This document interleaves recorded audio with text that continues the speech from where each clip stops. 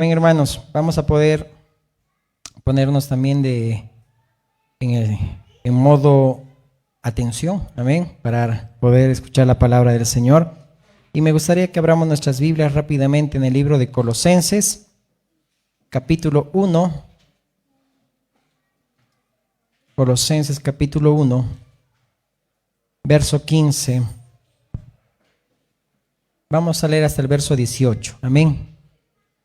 Damos la bienvenida a todos nuestros hermanos, amigos también, amén, compañeros también de milicia, amén, consiervos, que el Señor los bendiga mucho, amén, que juntos podamos este tiempo compartir la palabra del Señor, amén.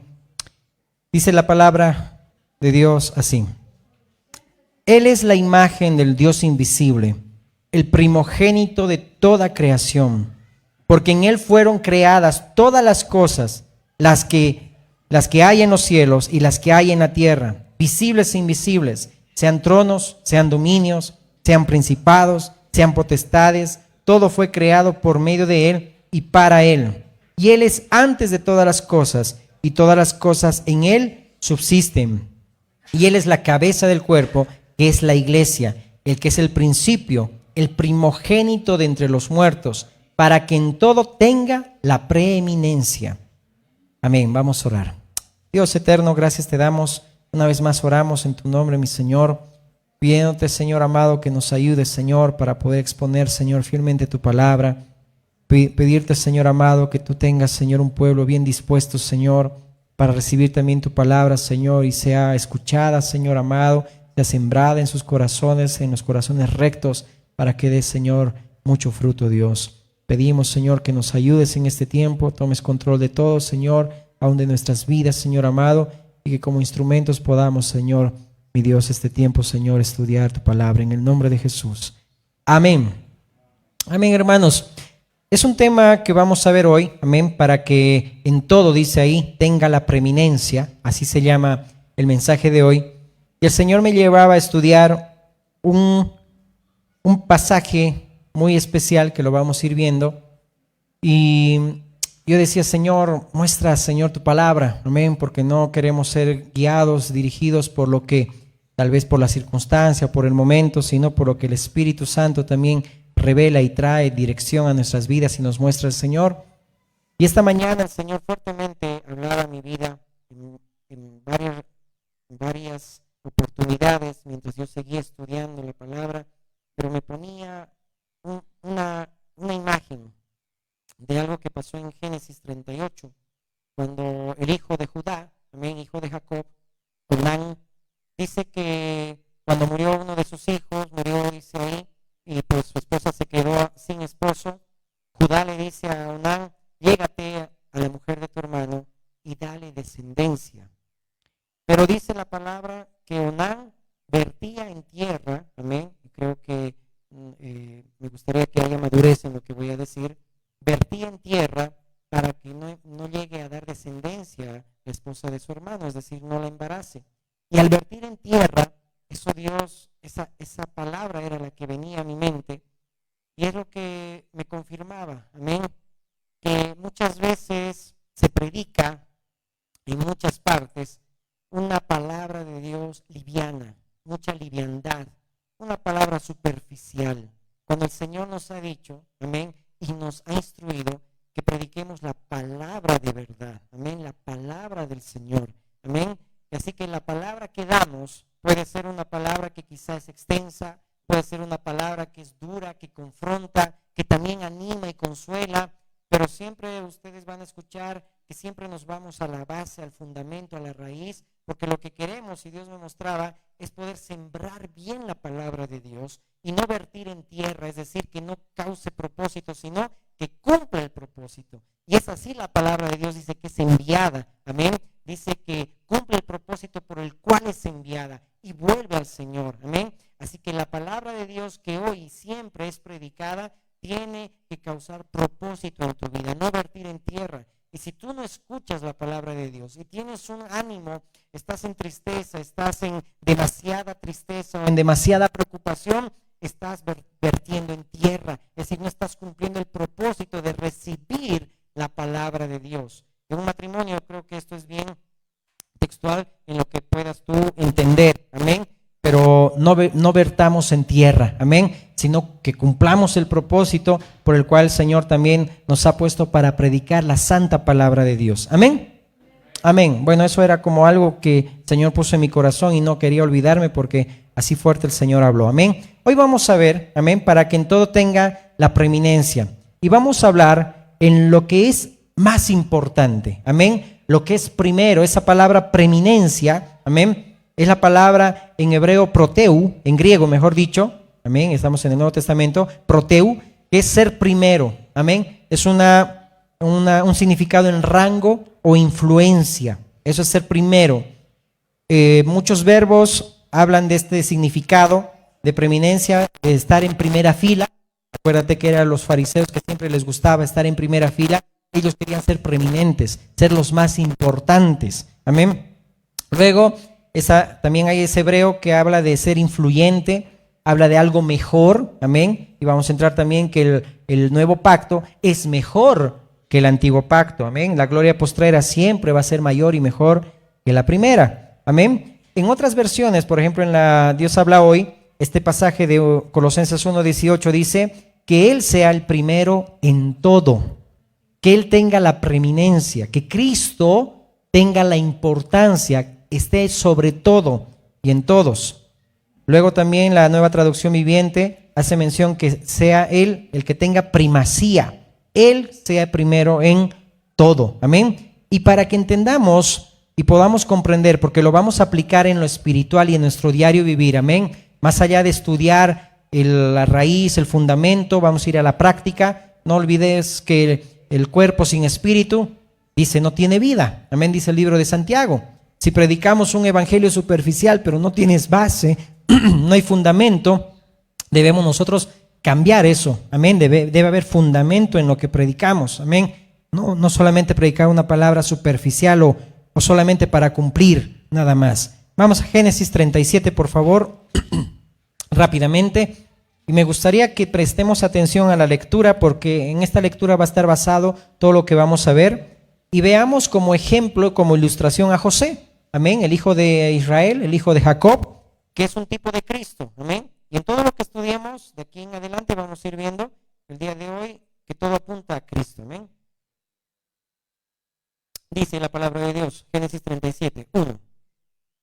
Habitó Jacob en la tierra donde había morado su padre, en la tierra de Canaán. Esta es la historia de la familia de Jacob. José, siendo de edad de 17 años, apacentaba las ovejas con sus hermanos. Y el joven estaba con los hijos de Bila y con los hijos de Silpa, mujeres de su padre. Le informaba José a su padre la mala fama de ellos. Y amaba Israel a José más que a todos sus hijos.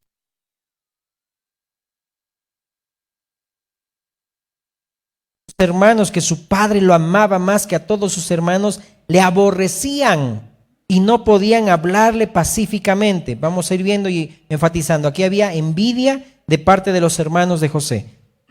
Y soñó José un sueño y le contó a sus hermanos, y ellos llegaron a aborrecerle más todavía. Y él les dijo: oíd ahora este sueño que he soñado. He aquí que atamos manojos en medio del campo, y aquí que mi manojo se levantaba y estaba de derecho, y que vuestros manojos estaban alrededor y se inclinaban al mío. Le respondieron sus hermanos: ¿reinarás tú sobre nosotros o señorearás sobre nosotros? Y le aborrecieron aún más a causa de sus sueños y sus palabras.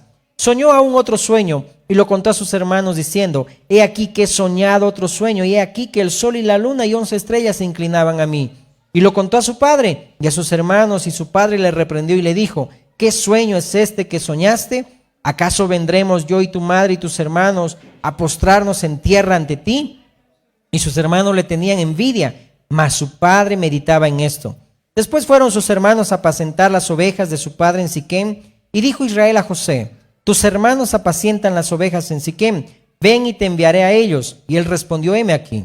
E Israel le dijo: ve ahora, mira cómo están tus hermanos y cómo están las ovejas, y tráeme la respuesta. Y lo envió del valle de Hebrón, y llegó a Siquem. Y lo halló un hombre andando él errante por el campo, y le preguntó a aquel hombre diciendo: ¿qué buscas?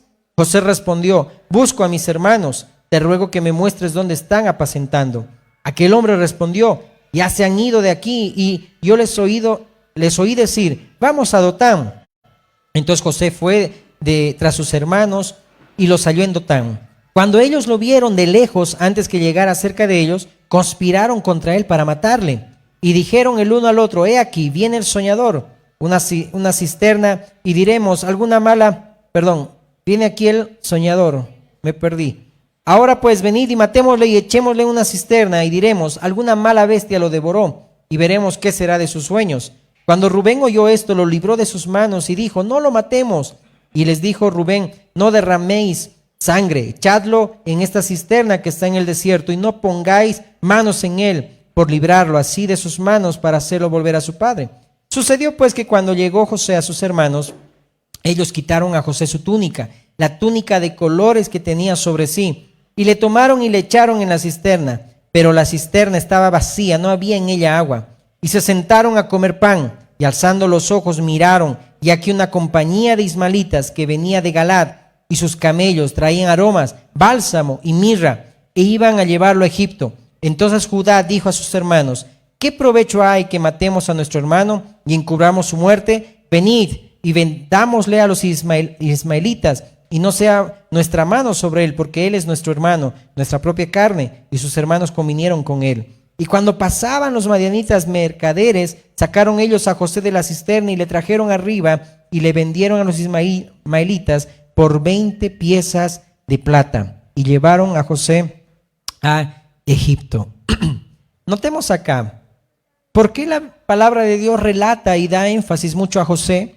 Que él no era el hijo primogénito, era Rubén, ¿sí? Este era el penúltimo, era de los 12 el onceavo, es decir, pues viene Benjamín. Pero ¿por qué Dios le da la importancia en la palabra a José y no muestra un relato más extenso sobre otros, a sus hermanos, que era el primogénito? Para que entendamos por qué también en la palabra de Dios se menciona a Caín, Abel y a Set, y no se menciona a los otros hijos que tuvieron Adán y Eva. Porque el Señor le da importancia a lo que tiene propósito. Y vamos a entender esto con el tema de hoy, la preeminencia, para que todo tenga la preeminencia. Notemos que en José había un propósito. Primero, porque él también ilustraba correctamente en la persona de Jesucristo más adelante. Amén. Y te pido una vez más que prestemos atención y no virtamos en tierra. Amén. Que cumpla el propósito de Dios, su palabra, en nuestras vidas. Amén. Entonces, vemos que aquí la palabra de Dios está apuntando a algo importante. No era el primogénito José, pero sí vamos a ver que Dios lo consideraba primogénito.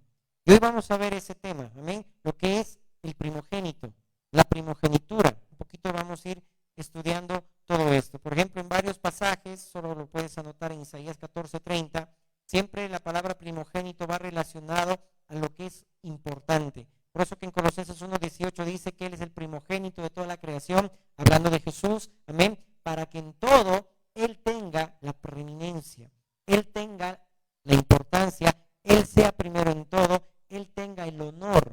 Y es lo que vamos a ir estudiando. Había ahora otra manera de llegar a ser primogénito, eso ya lo habíamos visto en la escuela bíblica, aparte de la forma de nacimiento, era por decreto divino, ¿sí? Por ejemplo, si vamos a Génesis 48, 13 al 18, Génesis 48, 13 al 18. Veamos acá ahora lo que pasó con los hijos de José.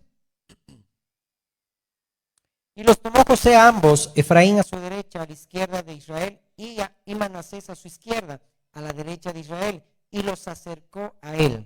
Entonces Israel extendió su mano derecha y la puso sobre la cabeza de Efraín, que era el menor, y su mano izquierda sobre la cabeza de Manasés, colocando así sus manos alrededor. Aunque Manasés era el primogénito. Miren, Manasés era el primogénito, pero ahora la primogenitura cayó en Efraín, el menor.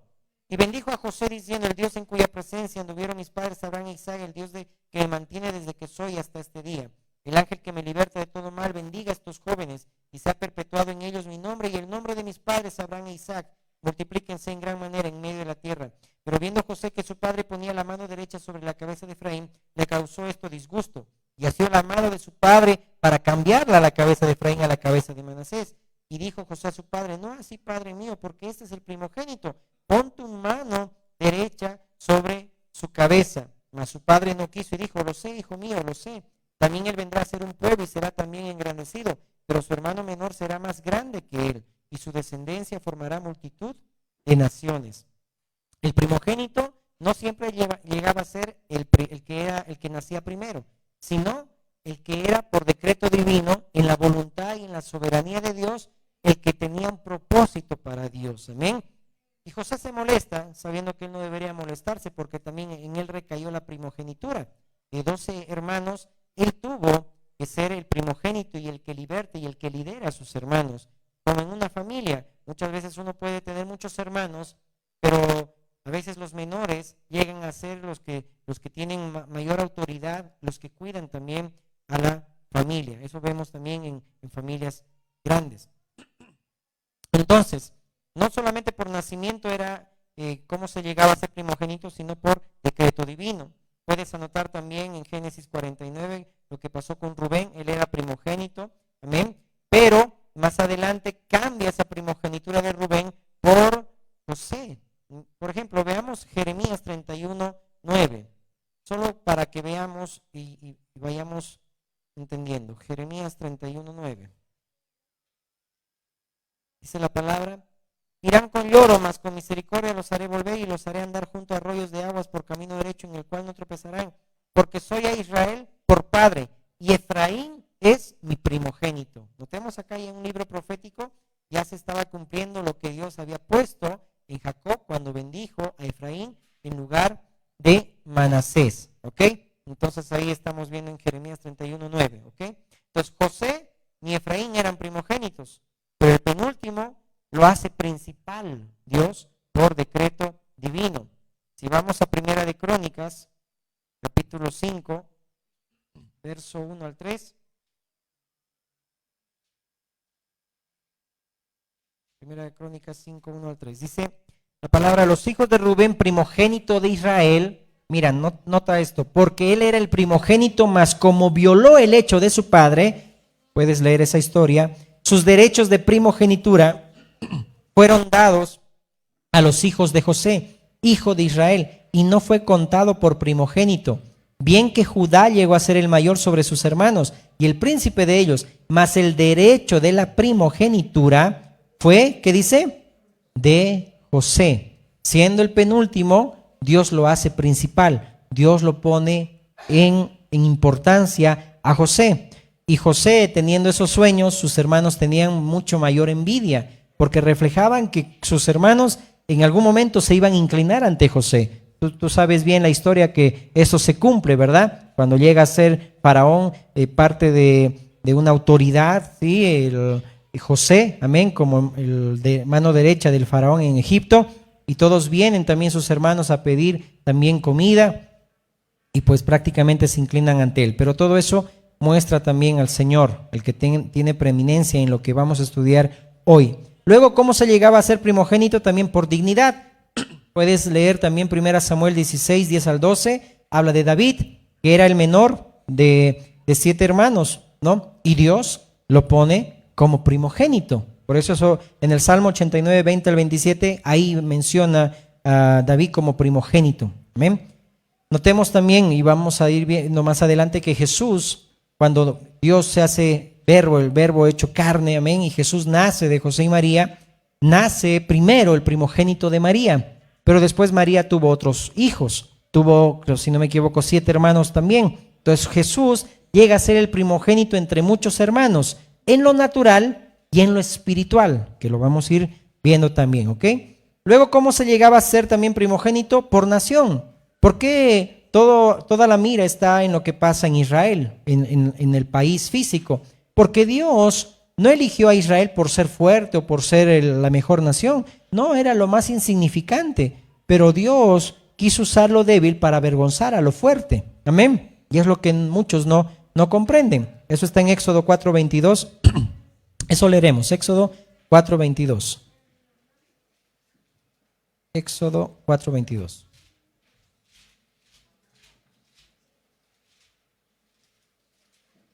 Amén. Y dirás a Faraón, Jehová ha dicho así, Israel es mi hijo, mi primogénito.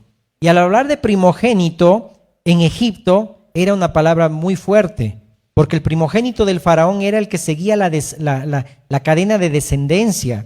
Por eso que Dios humilló a Faraón, humilló a Egipto, matándole el primogénito. Por eso que ahí reconoció que no hay otro Dios. ¿Por qué? Porque el primogénito era algo muy importante en esa cultura, ¿ok? Por eso que ahí también dice la palabra, Israel es mi hijo, mi primogénito. También lo puedes leer en Génesis 25, 25 al 34, sobre Jacob y Esaú, que Jacob no era primogénito en su casa, salió agarrado del talón, ¿verdad? ¿Te acuerdas? Pero el Señor lo puso como primogénito de Jacob, le cambió el nombre a Israel, ¿ok? Entonces, volviendo a nuestro pasaje en Colosenses 1, 15 al 18, ahí se cita que Cristo es el primogénito de la creación, amén. Y se explica claramente ahí en los versos 18 al 19 que Él es la cabeza del cuerpo, amén, que es la iglesia. Y ahí la palabra está destacando a Jesús.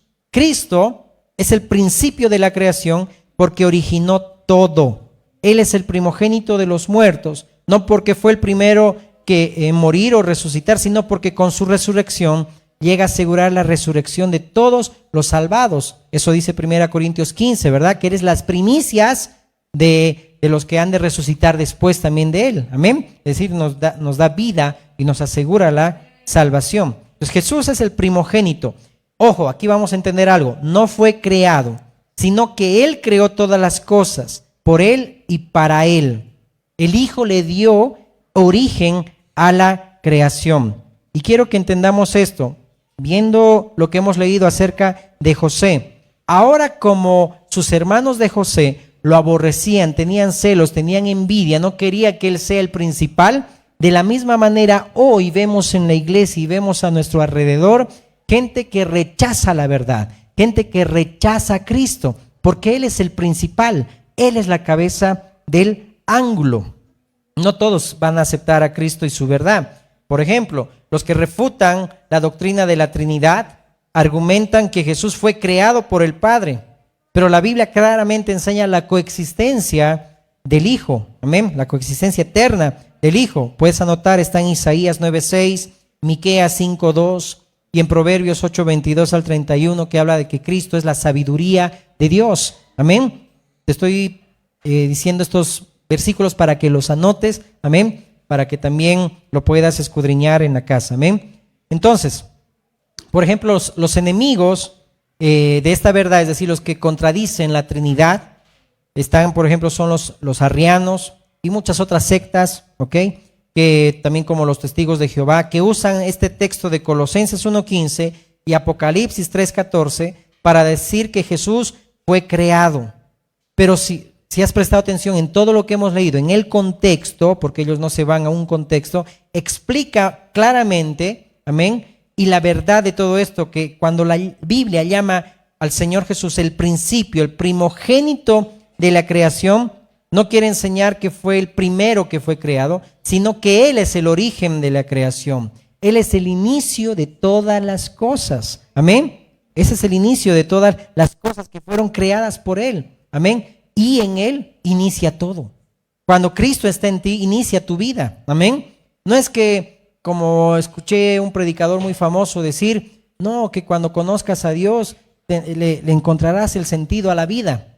Suena bonito, pero si entendiésemos que no se trata de eso, que cuando realmente nacemos de nuevo, que cuando realmente conocemos a Dios, conocemos el propósito de Dios para tu vida, no el propósito de la vida. Porque muchos pueden conocer al Jesús histórico y rezar al Padre Nuestro y vivir una vida de avaricia, vivir una vida de libertinaje, una vida de comodidad, de confort, de prosperidad. Eso no es hallar sentido a la vida. El sentido de la vida es la que encuentras en Cristo cuando Él te muestra el propósito por el cual fuiste creado, que es para darle la gloria a Él. Amén. Entonces, cuando Cristo inicia en nuestras vidas ese nuevo nacimiento, ahí inicia todo. Amén. Colosenses 1:16 al 19 lo hemos leído, ahí explica que por Cristo fueron creadas todas las cosas, y también dice en Juan 1 que sin Él nada de lo que fue hecho existiese, ¿verdad? Todo ha sido creado por Él y para Él, es decir, con Cristo comienza todo, comienza nuestra vida, amén. Cristo en nosotros, es para que podamos comprender. Bienvenidos hermanos, pasen por favor, Dios les bendiga.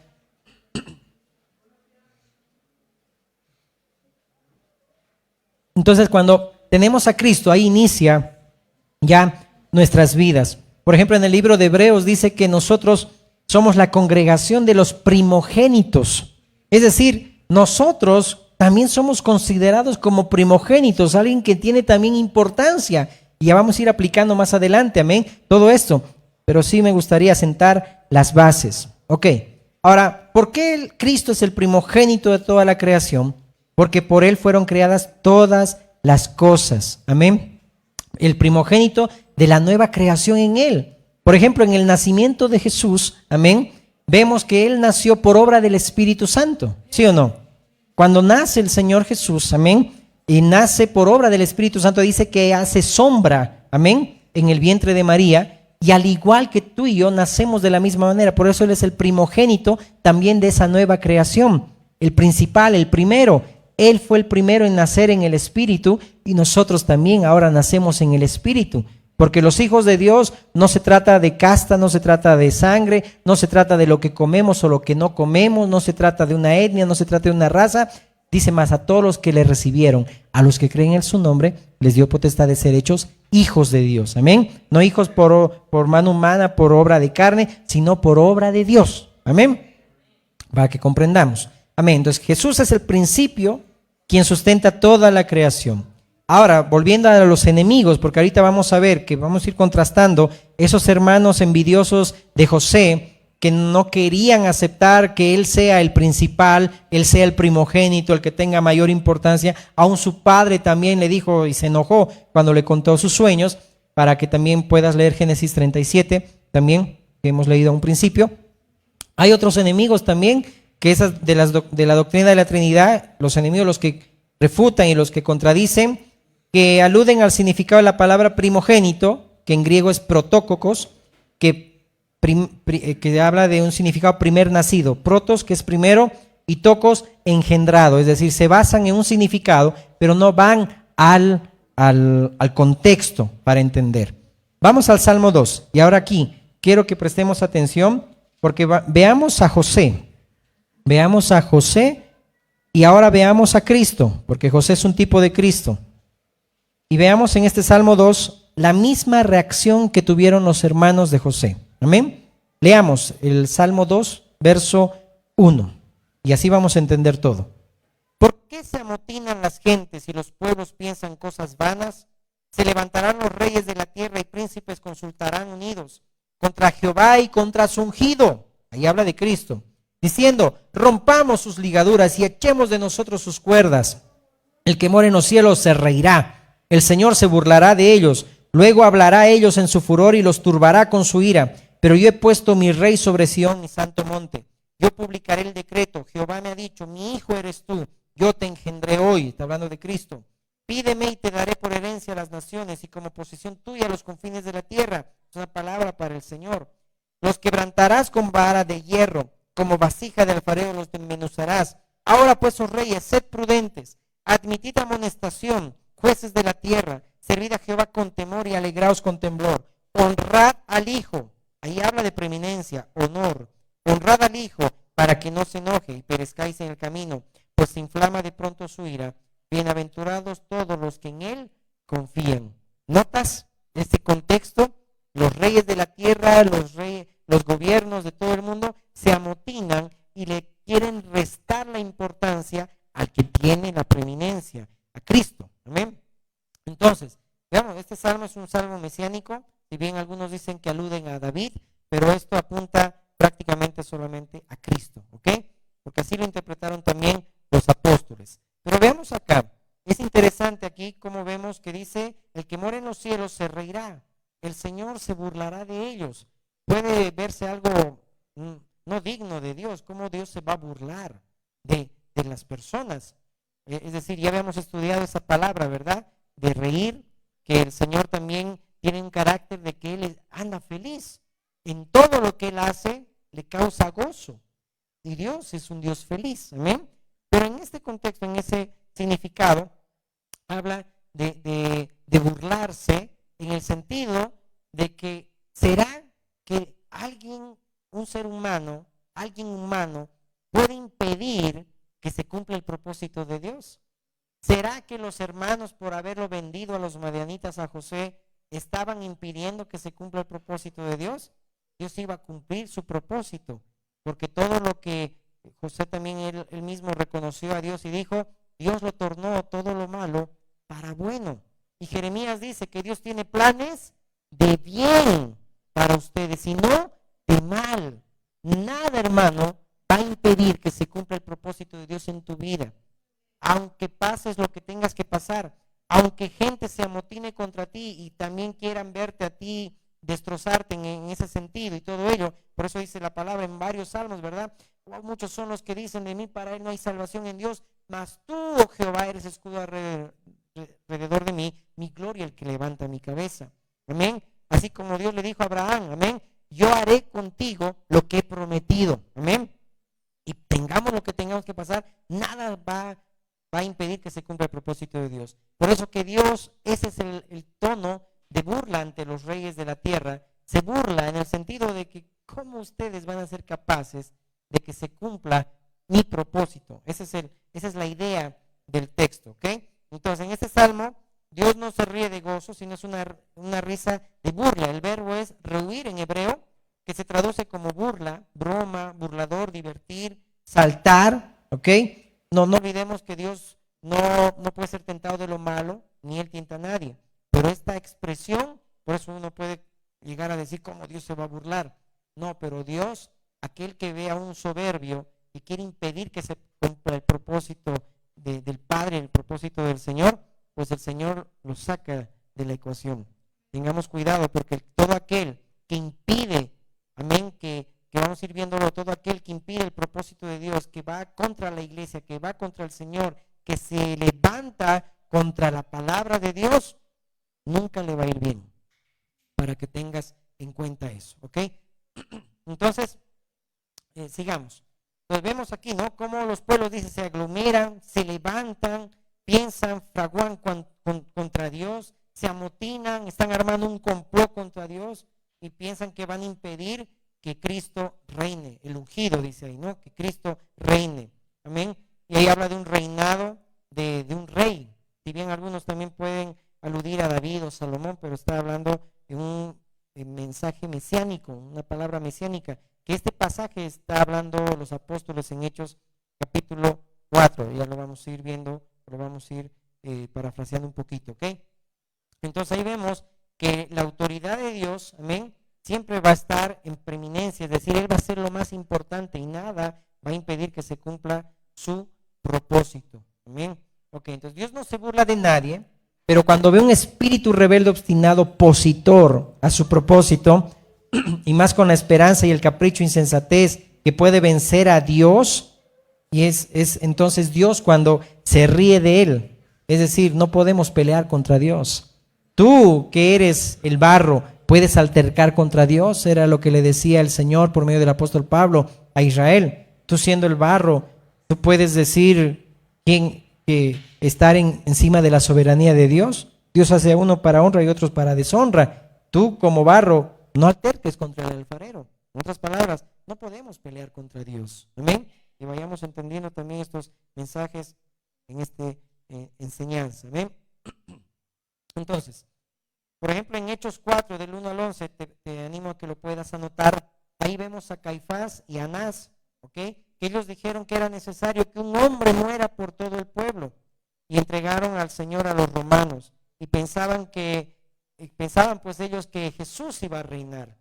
Pensaban que, wow, algo aquí está mal. Tenían envidia igual que los hermanos de José, para que entendamos. Si entendemos Génesis 37 y Salmo 2, vamos a entender todo lo que dice Hechos 4. Cómo fraguaron contra el rey los sacerdotes, pagaron a los romanos, sobornaron y todo ello, lo llevaron, hicieron complot, ¿sí? Querían quitar la piedra del ángulo que es Jesucristo. Pero vemos ahí que el Señor lo usó también ahí para callar a aquellos que se estaban amotinando, ¿ok? Por ejemplo, cuando a Jesús lo crucificaron, Pilato puso un letrero, ¿verdad? Que decía Jesús Nazareno, rey de los judíos, en 3 idiomas, en hebreo, mejor dicho en judío, amén, luego en el griego, que era la lengua que se hablaba en esa cultura en ese entonces, y el latín, que era lo que hablaban los romanos. Pero cuando pusieron Jesús Nazareno, rey de los judíos, era una forma sarcástica de que puso Pilato contra también los religiosos, que también no se llevaban bien. Y los religiosos dijeron, no, no queremos que se vea ese letrero, porque afirmaba quién era Jesús. Y notemos cuando Rubén y le dijo, no podemos hacer mal a nuestro hermano José porque es nuestro hermano. Jesús, que era judío, sus mismos hermanos, a los suyos vino y los suyos no le recibieron. Por eso que ellos también fraguaron en complot para poder destruir aquel que estaban viendo que iba a reinar. Y por eso lo crucificaron, pero nada impidió, ni el diablo impidió. Logró matar al primer Adán, pero al segundo Adán nunca. Amén. Porque Dios cumple su propósito. Amén. Por eso Dios se ríe aún de los reinos de la tierra, aún de nosotros cuando hay obstinación y rebeldía, que estamos en contra del propósito de Dios, queremos ir en contra del propósito de Dios. Dios también ahí pone cartas sobre el asunto. En un principio te decía de Génesis 38, de Onán, que era el hijo de Judá, que dice que cuando nació su primer hijo de su hermano, dice, mejor dicho, su hermano, dice que hizo lo malo. ¿Qué habrá hecho su hermano que dice que Dios le quitó la vida? Y cuando Onán le dijo, ve y dale descendencia a tu hermano, dice que vertía en tierra. Es decir, no quería embarazar a la hermana de su hermano para darle descendencia. Esto lo vemos igual en un matrimonio, ¿verdad? Cuando no quieren tener un hijo. Es decir, Dios dará un hijo porque va a cumplir su propósito. Tarde o temprano lo hará. Pero qué triste es cuando uno vierte en tierra y no quiere cumplir ese propósito. No te voy a dar más explicación porque creo que ya lo entiendes bien. Que nuestras vidas también, hermanos, no viertan en tierra. Amén. Si debemos cumplir el propósito de Dios, andemos en el propósito de Dios, en esa voluntad. Y no estamos virtiendo en tierra y estamos perdiendo el tiempo. Amén. Y al igual al recibir la palabra de Dios, que es la semilla. Amén. La palabra del Señor quiere cumplir su propósito en nosotros. Amén. Y nosotros no tenemos que también apartarnos para que no se cumpla el propósito de Dios. Entonces, Jesús cumplió ese propósito del Padre. Amén. Y usó la burla también de los religiosos, y ahí Dios se burló en ese sentido, como dice el Salmo 2, para poder decir, nadie puede impedir que se cumpla el propósito de Dios en nuestras vidas. Por eso dile a la persona que está a tu lado, que ya se está durmiendo, dile, nada va a impedir que se cumpla el propósito de Dios en tu vida y tu familia. Amén. ¿Lo crees? Amén. El que cree todo es posible. Es ridículo entonces pensar que se puede impedir que se cumpla el decreto de Dios. Hay que reírse del diablo, sí, porque él es un ridículo, porque lo tiraron a tierra y todavía piensa que puede vencer. Él ya está vencido, amén. Y el Señor Jesús triunfó sobre ellos también en la cruz del Calvario, amén. Entonces, hay muchos enemigos que pueden fraguar contra la iglesia, que quieren boicotear, silenciar a la iglesia, pero la iglesia debe levantarse, amén, en el buen sentido, amén. Ser maduros, que podemos seguir a pesar de las malas lenguas. Y es lo que veíamos el día viernes. Espero que lo hayas visto ese mensaje. Amén. Hay que tener madurez. Cuando tú vas y sigues viviendo la vida de Dios siendo un cristiano, a pesar de que tu familia te apunta y se hace la burla de ti. Es lo mismo lo que pasó con los hermanos de José, lo que pasa con tu vida también.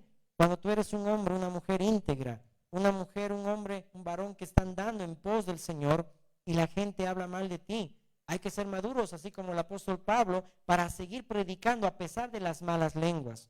A pesar de que cuando amamos más, somos amados menos, decía el apóstol Pablo. A pesar de que uno quiere buscar el bien de los demás, pero los demás no quieren recibir el amor que uno quiere dar. Amén. Hay que ser maduros también para entender todo esto. Si a Jesús dice que le llamaron hijo de fornicación, ¿sabes por qué le llamaron hijo de fornicación? Porque decían, wow, tuvo un hijo María y José fuera del matrimonio. Por eso le decían hijo de fornicación. Le decían hijo de Belcebú. Tienes demonio, eres samaritano. Y tantas cosas le decían al Señor. ¿Por qué nosotros nos vamos a ofender cuando también la gente quiera insultarte por ser cristiano? Si a Jesús le hicieron eso igual, a ustedes no lo irán, también les harán lo mismo, dijo el Señor. Es decir, si el siervo no es mayor que su Señor, eso también dice la palabra del Señor. Amén. Entonces nosotros debemos entender que hay gozo cuando que por causa de Cristo nos vituperen, nos persigan o nos maltraten, amén, porque hay mayor recompensa en los cielos, amén. Por eso que José en ningún momento fue en pos contra sus hermanos. Ese rato no dijo, ya yo quiero un abogado y ahora lo llevo a un tribunal. No, ese rato José pensó en ellos, aun cuando pasó años y después en Egipto lloró porque amaba a sus hermanos. Ese es el tipo de Cristo, amén. Eso es lo que debemos hacer nosotros, a pesar de las malas lenguas, seguir obrando, amén, porque Dios convierte lo malo en bueno y tiene planes de bien para tu vida, amén. Entonces, vemos aquí que ante los ojos de estos sacerdotes, de esos religiosos, se cumplió el Salmo 2, porque ellos fraguaron y querían impedir que el ungido reine. Porque dice la palabra en el Salmo 23, que Él adereza mesa delante de tus angustiadores, amén. Y el Señor, de la misma manera, a la luz de todos, verás cómo el Señor te va a levantar tu vida, va a levantar tu hogar, tu matrimonio, va a levantar tu familia, si lo crees en el nombre de Jesús, amén. Ante los ojos de las personas que también quieren acallarte y quieren también fraguar contra ti, amén. Entonces Dios se ríe de la insensatez de esa gente que hace un concilio, se amotina y se levantan y maquinan contra el propósito de Dios. Algo produce risa de una burla a Dios, porque nadie puede impedir que se cumpla el propósito de Dios. Entonces grábate esto, que todo aquel que se opone a Cristo y a su iglesia no le irá bien, amén. Todo aquel que maquina, que quiere impedir, y vamos a ir viendo más adelante cómo nosotros no somos tan humildes de recibir la palabra revelada, es decir, tal cual ha sido escrita. Y por eso muchos teólogos también van tropezando y se van perdiendo, porque le encuentran mucho más patas al gato, no sé cómo decirlo, y se van extraviando y van fraguando y no quieren la preeminencia de Cristo, no quieren que Cristo sea visto, sino quieren que uno sea visto. Amén. Por ejemplo, quiero leértelo, Efesios 1:22, dice la palabra. Dice el verso 20, que Dios dice verso 20, el cual operó en Cristo resucitándole de los muertos y sentándole a su diestra en los lugares celestiales, sobre todo principado y autoridad y poder y señoría y sobre todo nombre que se nombra, no solo en este siglo, sino también en el venidero, y sometió todas las cosas bajo sus pies y lo dio por cabeza sobre todas las cosas a la iglesia, el cual es su cuerpo, la plenitud de aquel que todo lo llena en todo. Qué hermosa palabra. Dice que Dios lo hizo sentar a Cristo a su diestra, dice, en los lugares celestiales, y le dio un nombre que es sobre todo nombre, como leíamos en alabanza, el Salmo 56, si no me equivoco, amén, que con sus grandes obras el Señor dice, ha puesto y ha sujetado a sus enemigos bajo sus pies, amén. Entonces Dios va a cumplir su propósito en nuestras vidas. ¿Cuántos dicen amén? Amén. Quiero que veamos 7 veces en las cuales se nombra esta palabra primogénito, amén, para que ya vayamos aplicando el mensaje, para que entendamos el propósito de Dios para nuestras vidas. Por ejemplo, vamos a Mateo 1:25, 7 veces en las cuales se usa en el Nuevo Testamento la palabra primogénito para referirse a Cristo. En Mateo 1:25 vamos a ver que aquí se refiere a su nacimiento físico. Mateo 1:25.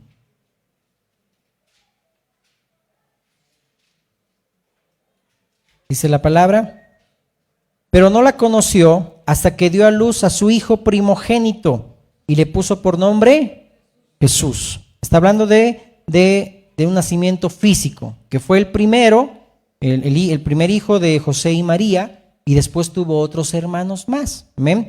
Por eso es bueno que entendamos que María no es inmaculada.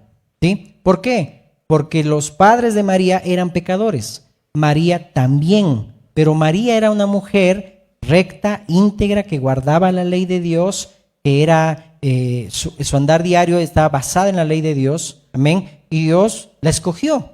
Pero dice que en toda la tierra no hay ningún hombre que haga lo bueno y no peque, dice el libro de Eclesiastés, por cuanto todos hemos pecado, amén, para que podamos sentar las bases también en ese sentido, ¿ok? Entonces, sí era María temerosa de Dios, como por ejemplo Job y otros también, ¿no? Y ahí el ángel le dice, ¿no? Que el ser que será de ti será santo, el santo de Dios, el Altísimo. Amén, hijo del Altísimo. Y es la obra que el Señor ha hecho también en nosotros. Amén. La misma obra que hizo en Jesús, como nació en el Espíritu, nosotros también. Fuimos creados por Cristo, dice Efesios 2:10. Amén. Cristo es el primogénito de entre sus hermanos, nacido por el Espíritu. Amén. Así también como nosotros nacemos también en el Espíritu. Entonces, por ejemplo, la segunda vez que se usa la palabra primogénito, vamos a Lucas 2:7, que también habla de un nacimiento físico. Lucas 2:7.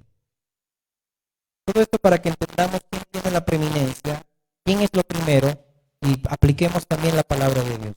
Lucas 2:7. Y dio a luz a su hijo primogénito y lo envolvió en pañales y lo acostó en un pesebre, porque no había lugar para ellos en el mesón. Dios encarnado, amén, ahí se habla de la humanidad de Jesús, que también él creció en gracia y en estatura, amén, para con Dios y los hombres. Vamos a Romanos 8:29. Si estás anotando, es la tercera vez que se usa la palabra primogénito para referirse a Cristo. Romanos 8:29. Porque a los que antes conoció, también los predestinó, para que fuesen hechos conformes a la imagen de su Hijo, para que Él sea el primogénito entre muchos hermanos. Ese es el propósito de Dios para tu vida y para mi vida, para que seamos, dice ahí, seamos a la imagen, conformes a la imagen de su Hijo. El propósito de Dios para tu vida es que tú te parezcas a Cristo, que tu estatura llegue a la estatura de Cristo. Por eso tiene que quitar impurezas, mejor dicho, de tu vida, como el oro, así como se refina el oro, para que puedas parecerte a Cristo. Pero es la tercera vez que se usa la palabra primogénito, amén. Y ahí dice, ¿no?, que es el primogénito entre muchos hermanos. Por eso que Jesús llega a ser nuestro hermano mayor, amén. Y nosotros ahora en Él podemos también ser la congregación de los primogénitos, es decir, que también nos da importancia el Señor. Es algo bello, amén. Número 4, Colosenses 1:15. También la cuarta vez que se usa la palabra primogénito para referirse a Cristo. Y ya lo hemos leído en principio. Él es la imagen del Dios invisible, el primogénito, dice, de toda creación. Luego, Colosenses 1:18. Y Él es la cabeza del cuerpo, que es la iglesia, el que es el principio, el primogénito de entre los muertos, para que en todo tenga, dice ahí, la preeminencia, es decir, la importancia máxima, para que solamente Él tenga la importancia de vida. ¿Te acuerdas? Estábamos estudiando los devocionales en estos días, veíamos a un sujeto llamado Diótrefes, ¿ok? Ten cuidado que muchas veces hay muchos pastores que también tienen ese espíritu de Diótrefes, es decir, que restringen, que no quieren que la iglesia participe en actividades, en otras cosas, en sana doctrina y todo eso. Hay un celo de ciertos pastores. ¿Por qué? Porque tienen ese espíritu de Diótrefes. Ellos quieren tener la preeminencia, ellos quieren tener la importancia, no importa a qué costo. No quieren que Cristo sea el que tenga la importancia. Por eso en tercera de Juan 1:9-10, yo te lo leo, dice: yo he escrito a la iglesia, dice Juan, pero Diótrefes, el cual le gusta tener el primer lugar entre ellos, no nos recibe. Eso es preeminencia. El que quiere tener el primer lugar no nos recibe. Por esta causa, si yo fuere, recordaré las obras que hace, parloteando con palabras malignas contra nosotros. Y no contento con estas cosas, no recibe a los hermanos, y a los que quieren recibirlos se los prohíbe y los expulsa de la iglesia. Por eso ahí Juan a Gayo le está escribiendo esta carta, la tercera carta de Juan, de esa influencia negativa de ese hermano Diótrefes. Tenía una influencia en la iglesia, alguien que tenía autoridad, pero prohibía a la congregación recibir a los hermanos en sus hogares. Los amenazaba, que también los iba a expulsar si ellos también iban a hacer lo que tenían que hacer. Es decir, un hermano que creía que él era la autoridad y solamente él tenía la importancia. Mira aquí, el significado me llamó mucho la atención. Diótrefes, el significado es nutrido por Jove, es decir, por Júpiter. Jove también es palabra que también se usa para Júpiter. Nutrido por Júpiter, es decir, la idea de un hermano que nunca fue nutrido por por la palabra de Dios y rechazaba en ese sentido a los hermanos de estar en comunión. A un hermano que no quiere nutrirse de la palabra de Dios va a llegar a un punto donde solamente él quiere tener la máxima importancia, sin importar a qué costo.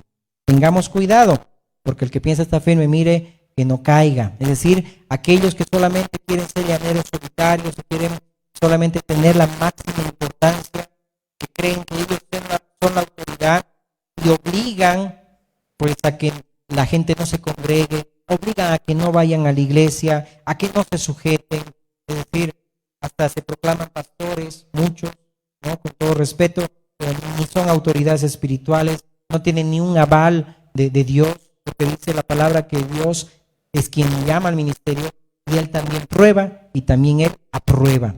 Pero un diótrefes es alguien que solamente piensa en mandar, en manipular a la gente y sentirse superior a los demás. Por eso que cuando nosotros no queramos ser nutridos por la palabra, estamos siendo nutridos por Júpiter, por cualquier otra influencia allá afuera, que queremos nosotros tener la máxima importancia. Este diótrefes llega a ser muchos de nosotros que decimos amar a Dios, pero no amamos a su iglesia, no amamos al cuerpo de Cristo. Líderes, pastores de congregaciones que no quieren mandar a los hermanos a convivir y tener comunión con otras iglesias, hermanas. Eso es un celo, eso es un diótrefes, porque nunca han conocido la verdad, con todo respeto. Porque ahí en esa carta, Juan le dice a Gayo, el que hace lo bueno ha conocido a Dios, pero el que hace lo malo no ha conocido a Dios. No te dejes influenciar de lo malo. Por eso Romanos dice, no me vence con el bien el mal. ¿Amén? Entonces tengamos cuidado. Entonces alguien que no quiere estar con los hermanos, que no se quiere congregar, es decir, y eso puede influir también en los niños, puede influir también en las familias. Amén. Entonces son personas que se oponen a Cristo. Y estamos viendo, son esos hermanos de José. Son aquellos que fraguan también complots, como el Salmo 2 del Hechos 4, que van en contra, se oponen a Cristo, a que debe tener preeminencia, que debe tener la máxima importancia. Amén. En una congregación, la congregación, no, es decir, notemos aquí, un poquito voy a ir aplicando, adelantándome. Cuando hablamos de que quién debe tener la mayor importancia, debemos entender que Cristo es todo para nosotros. Él es lo primero para todo. Cuando tú te levantas, ¿qué haces primero? A ver, piensa. Amén. Ya estaba escuchando ver el celular, ¿no? No, ¿qué es lo que haces primero? ¿Quién tiene la mayor importancia en tu vida? Cuando recibes tu ingreso, ¿qué es lo que haces primero? ¿Acaso es tuyo? Si es de Dios. ¿Qué es lo que haces primero? En la familia, ¿cuál es el primer ministerio? La familia. Pero ojo, aquí debemos prestar mucha atención, tener un equilibrio. No podemos decir, no, sí, mi esposa es primero, mi esposo es primero, mis hijos, mis padres y todo eso, y dejar de lado a quien tiene preeminencia el primer lugar. La familia, claro que sí, no debemos descuidar, es el primer ministerio. Amén. Igual en la iglesia, debemos notar que el Señor es el dueño de la obra. Amén. Y no enfocarnos mucho en las actividades, claro que sí. Pero a veces los hijos manipulan a los padres. Las esposas manipulan a los esposos manipulan a las esposas y dejan de que Cristo sea el primer lugar, ya sea cuando nos congregamos, en las actividades que tenemos semana a semana. Veamos ahí quién tiene preeminencia en tu vida. ¿Cristo? Que esta palabra sea también de exhortación, amén.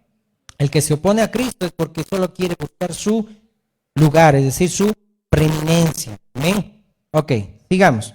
Entonces esta carta también está dirigida de Juan, por ejemplo, a nosotros. Entonces, que el primer lugar, el todo, la mayor importancia lo tenga Cristo. Amén. Lo tenga el Hijo de Dios. Que Él tenga el honor, la importancia, es decir, el primogénito dice para que en todo tenga la preeminencia, el primer lugar. Por eso Diótrefes era alguien como un escarnecedor, que no tenía sabiduría, que en todo quería el primer lugar y se oponía a sus hermanos. Una actitud igual de orgulloso como el fariseo. Y ahí Juan le dice, no sean imitadores de lo malo, sino imitadores de lo bueno. El que hace lo bueno es de Dios. Amén. sino actuamos como un escarnecedor, un burlador, un disputador, que solamente se opone, pero nunca va a encontrar sabiduría porque no lo está buscando ni lo tiene tampoco. Entonces el hombre entendido es el que muestra humildad y reconoce que no sabe nada solo a Jesucristo, como decía Pablo. Yo he venido a ustedes para predicarles y como que he venido y sé que no sé nada, solamente a Jesucristo. Es alguien que solo reconoce a Cristo nada más. Por eso Proverbios 14:6 dice: busca el escarnecedor la sabiduría y no la halla, mas al hombre entendido la sabiduría le es fácil. Amén. Sexto, la otra palabra en la cual se usa primogénito para referirse a Cristo está en Hebreos 1:6. Acompaña Hebreos 1:6. Amén. Dice la palabra.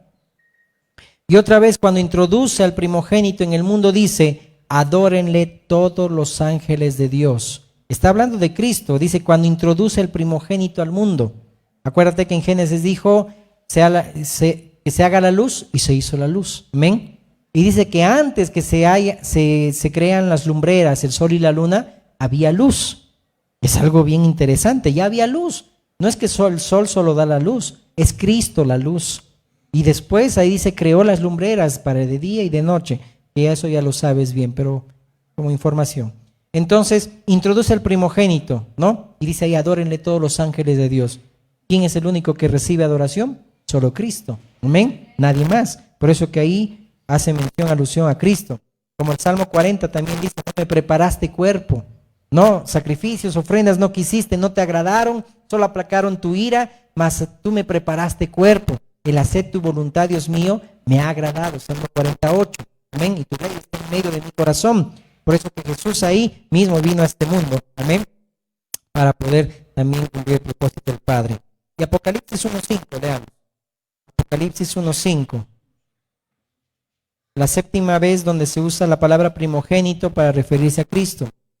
Y de Jesucristo, el testigo fiel, el primogénito de los muertos, el soberano de los reyes de la tierra, al que nos amó y nos lavó de nuestros pecados, dice ahí, con su sangre. Entonces el Señor es el primogénito entre muchos hermanos.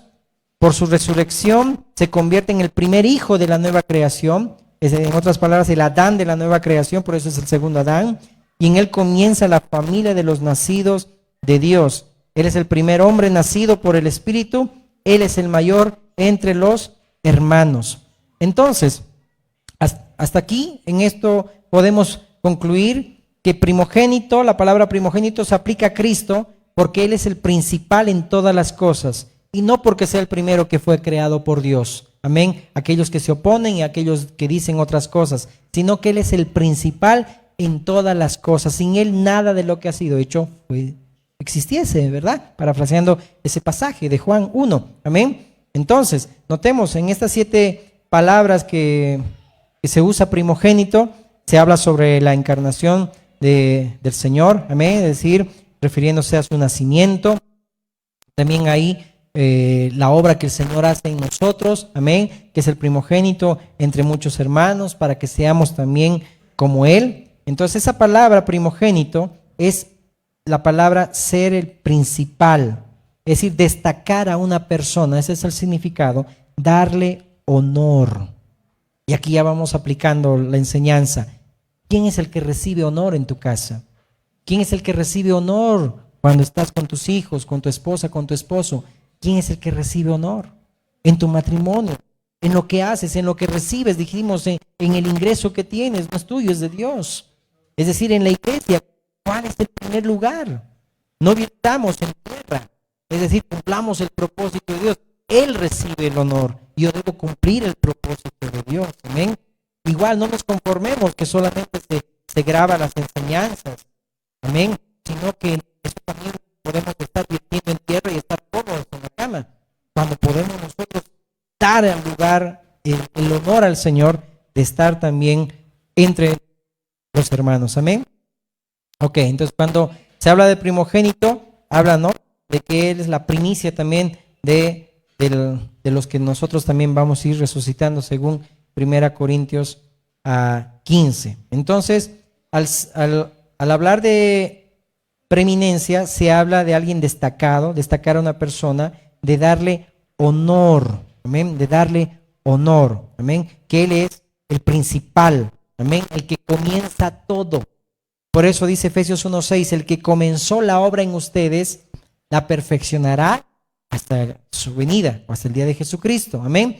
El que comienza la obra en ti, el Señor la perfecciona. Es como los 7 días de la creación, que Dios empieza, pero va a terminar esa obra, amén. Y nada va a impedir, Dios va a terminar esa obra hasta que se cumpla el propósito en tu vida y en mi vida, amén. Eso debemos entender. Puedes anotarte ahí Isaías 44:6, amén, que habla de Cristo, que es nuestro gran Dios, el Dios fuerte, el Dios eterno, amén.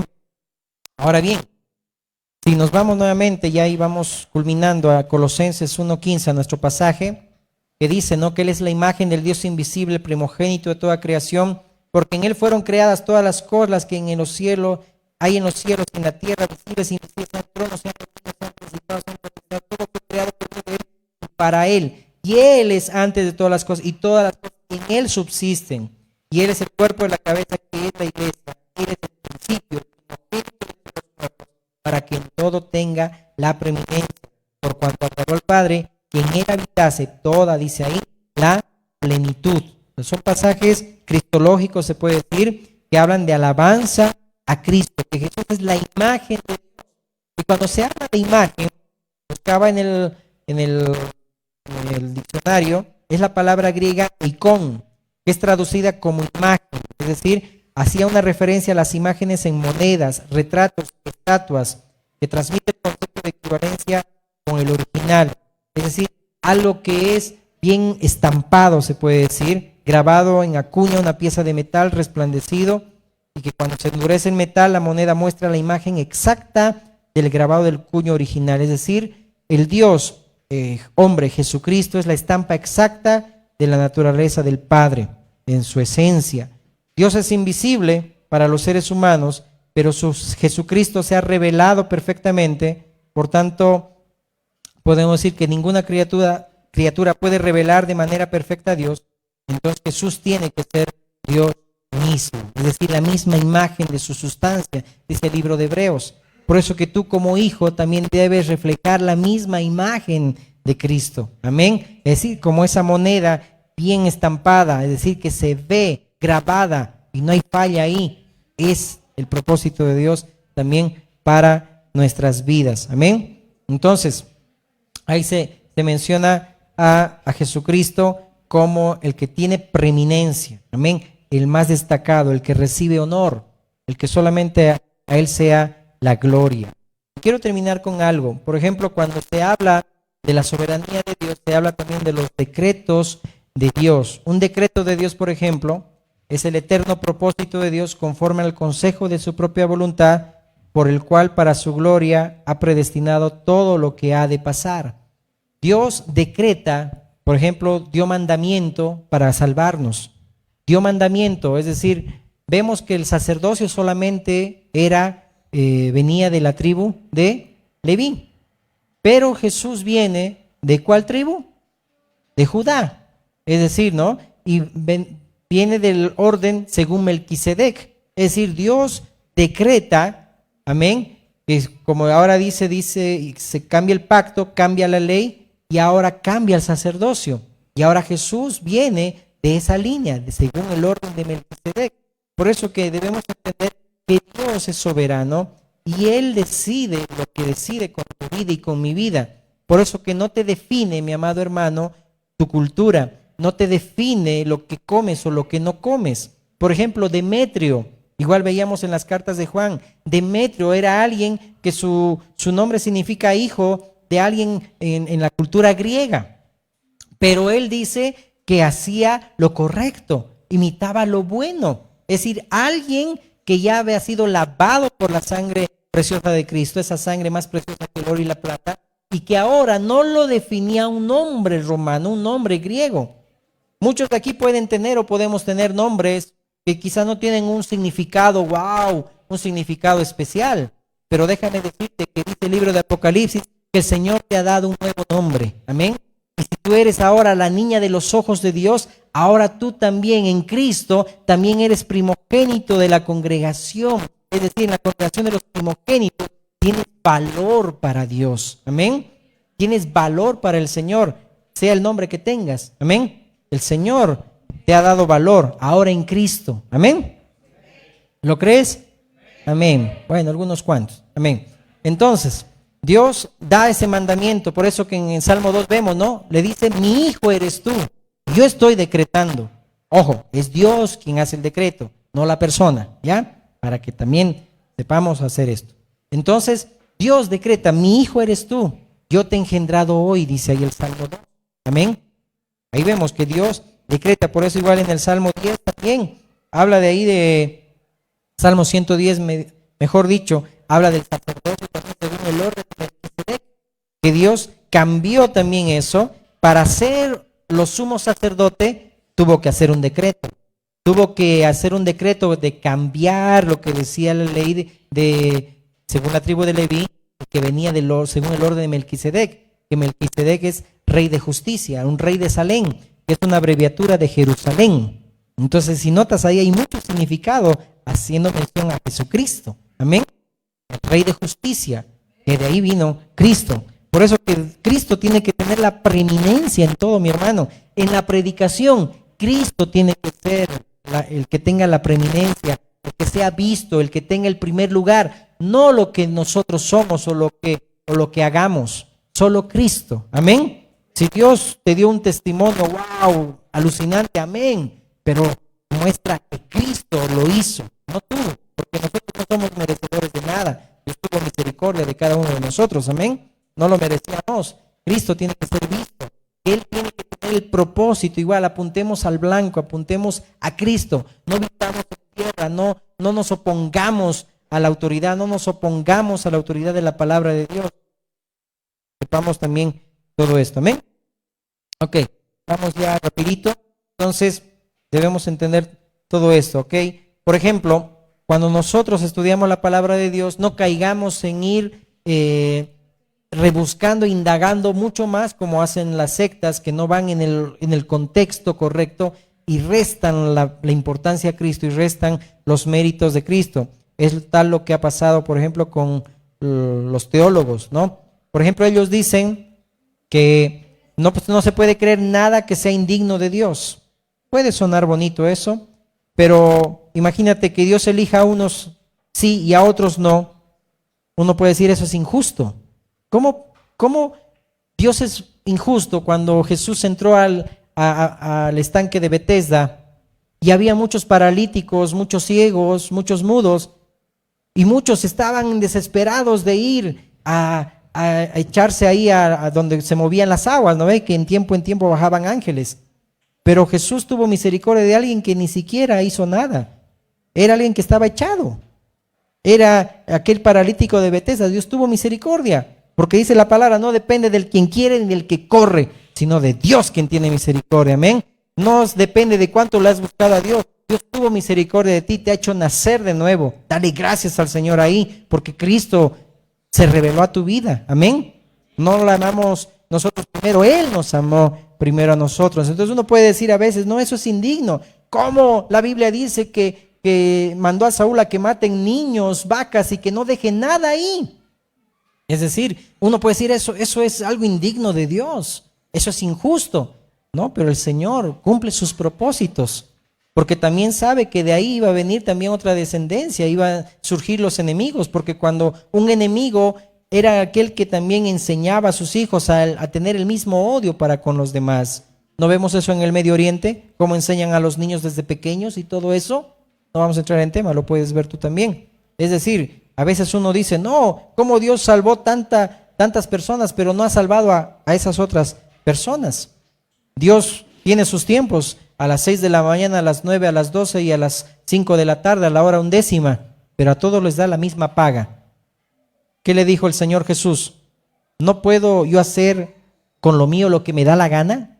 Eso le respondió Jesús en esa parábola a los jornaleros, ¿sí o no? Porque igual todos recibimos la misma salvación, amén. Nadie recibe más que el otro, amén. Debemos comprender todo esto, amén. Cristo es nuestra justicia, es Jehová Tzidkenu, es decir, Jehová justicia nuestra. Si Dios decide algo, es porque es justo, aunque no entendamos. Te hago una pregunta. Cuando tú llegues al cielo y el Señor te diga, ¿sabes qué? Te has perdido. Es decir, y tú dices, pero tantos años he estado haciendo, y el Señor te diga, te has perdido. ¿Cuál sería tu respuesta? La respuesta tendría que ser como dice Apocalipsis 15:3. Justos son tus caminos. ¿Por qué le vamos a decir, Señor, eres injusto? Es decir, quizás es algo extremo, ¿verdad? No va a pasar, pero si pasara, ¿cómo estarías ante el Señor? Le dirías, es injusto, Señor, yo te he servido estos años y esto y el otro. Si el Señor decide que algo es justo, es porque es justo. Amén.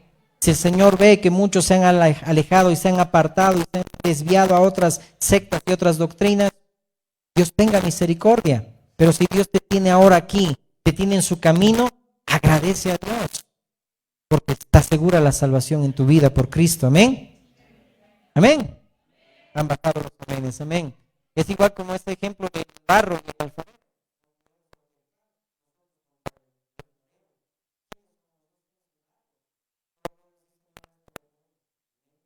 Nada más pelear contra Dios por las cosas. ¿Por qué Dios eligió la perdición? Para que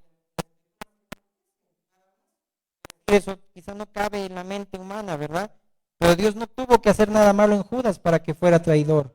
Nació siendo traidor. Simplemente Dios lo usó. Al igual que el diablo es un involuntario en la voluntad, porque el diablo en la carta de Job, mejor dicho, en el libro de Job, para que se abre quién es Job, quién es todo, Dios es quien recibe la gloria y Él es glorificado. Entonces, cuando tú estés pasando tantas pruebas, no vayas rebuscando y buscando otras cosas. Lee el libro de Job. Ya Dios te escribió ese libro hermoso para que entiendas que el Señor es bueno. A pesar de lo que haya pasado, Dios es bueno. Amén. En las buenas y en las pruebas, Dios sigue siendo fiel. Amén.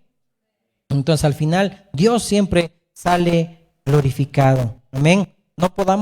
No razonemos a Dios. Creamos tal cual ha sido revelada la palabra de Dios, así escrita. Amén. Podamos decir, justos son tus juicios, justos son tus caminos, oh Rey de los santos, dice Apocalipsis 15:3. Amén. Entonces el hombre muchas veces no puede entrar en esa dimensión de entender, pero de nosotros no razonarle. Por ejemplo, Jacob a mí y a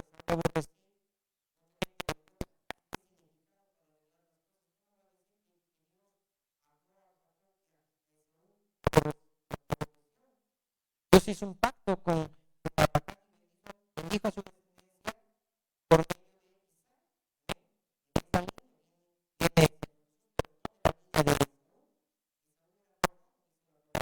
de Dios. Pero Pablo, pero ellos no sabían que era lo que era. Aún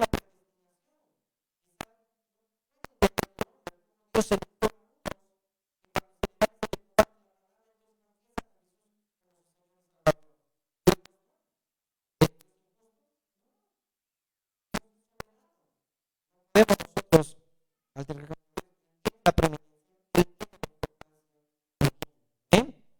entonces no olvidemos que también somos especiales en el Señor, así como hablamos según la palabra de Juan de Demetrio, ¿ok? Entonces, termino con esto. Entonces, al decir preeminencia es la palabra griega proteu, que habla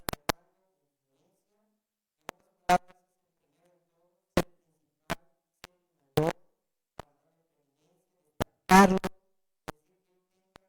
honor. ¿De qué acabo?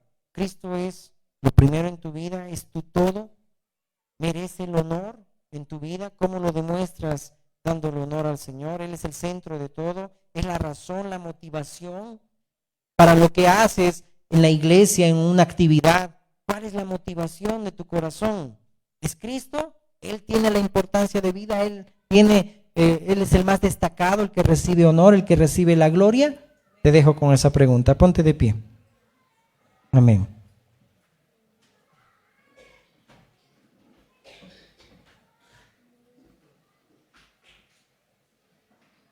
Cierra tus ojitos, por favor. Me gustaría que puedas, ahí donde tú estás, examinar tu corazón y dejar que el Señor lo haga. Y decirle así como David: Señor, examíname, escudriñame, Señor. Ve en mí si hay camino de perversidad y guíame, Señor, en camino eterno. Ayúdame, Señor amado, a comprender que tú, Señor, eres quien tiene la debida importancia, Dios. Nos has dado un hogar, nos has dado una familia, Señor. Nos has dado una iglesia, Señor amado. Pero, Señor, tú eres, Señor, el que eres dueño de todo, Señor. El Señor de todo. Tú eres quien debe tener la preeminencia. Ayúdanos, Señor amado, aún en el predicar, Señor amado, no sea una palabra solamente superficial, una palabra liviana o para agradar a los oídos de los oyentes, o solamente guiarnos tal vez por la emoción, sino que realmente tú seas visto, Señor amado, en todo lo que hagamos y en lo que digamos y en cómo exponemos también tu palabra, Señor. Aunque, Señor, 2 o 3, aunque, Señor, haya pocos, Señor amado, pero, Señor amado, no dejaremos de darte la importancia que mereces, Señor. No vamos a vendernos, Señor amado, mi Dios, por un plato de lenteja. Vamos solamente a continuar, Señor, predicándote a ti, Cristo, y a ti crucificado y resucitado. Perdónanos, Señor amado, si en nuestras vidas no te damos la debida importancia, Dios. Perdónanos, Señor amado, si en nuestras vidas no eres lo primero cuando despertamos o en lo que hacemos. Nos afanamos tanto en un trabajo, Señor, nos afanamos tanto en los quehaceres de la casa y no te damos la debida importancia, la preeminencia en todo, que tú eres el que recibe honor. Podemos estar tan afanados, Señor, en actividades y aún como iglesia, y no sabemos, Padre, que nos estamos descuidando en nuestra intimidad contigo, en la oración, en la lectura de la palabra, en la comunión con los hermanos, en la visita con los hermanos. Ayúdanos a entender que tú debes tener la mayor importancia, no nosotros, Dios. Líbranos de ese espíritu de diótrefe, Señor, de querer tener nosotros la mayor importancia y no tú. Y aún en restringir a nuestros hermanos a que hagan y que no hagan. Oh, Señor, libra, Señor, líbranos, Dios. Libra, Señor, a tu iglesia de tener, Señor, esos líderes, Dios, que solamente dan mandamientos de hombres, Señor amado. Oh, mi Dios, ayúdanos, Padre, a tener, Señor, aquellos como Gallo, Señor amado, hospitalarios, aquellos como Demetrio, Señor amado, que hacen lo bueno. Oh, mi Dios, aunque amemos más, seamos amados menos, Señor. Que tú tengas la mayor importancia, Dios. Canta este coro, de que sea un canto como una oración, porque lo necesitamos. Quebranta mi vida, Señor. Quebranta mi corazón, quebranta mi vida.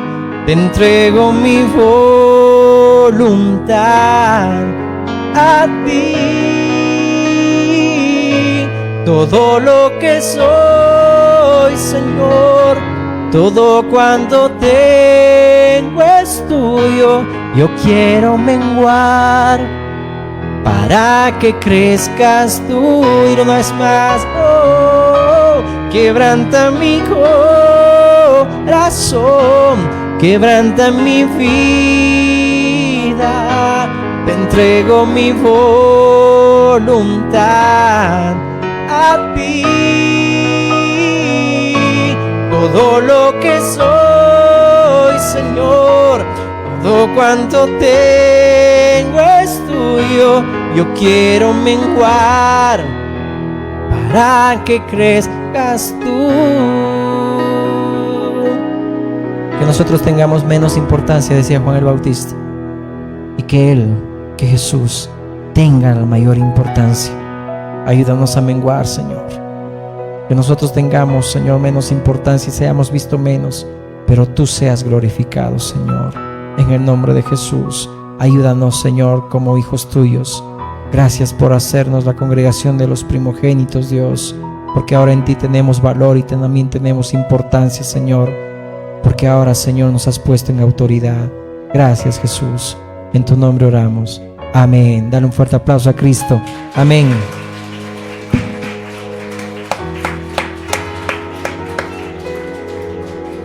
Amén. Voy a pedir por favor a que pasen los maestros.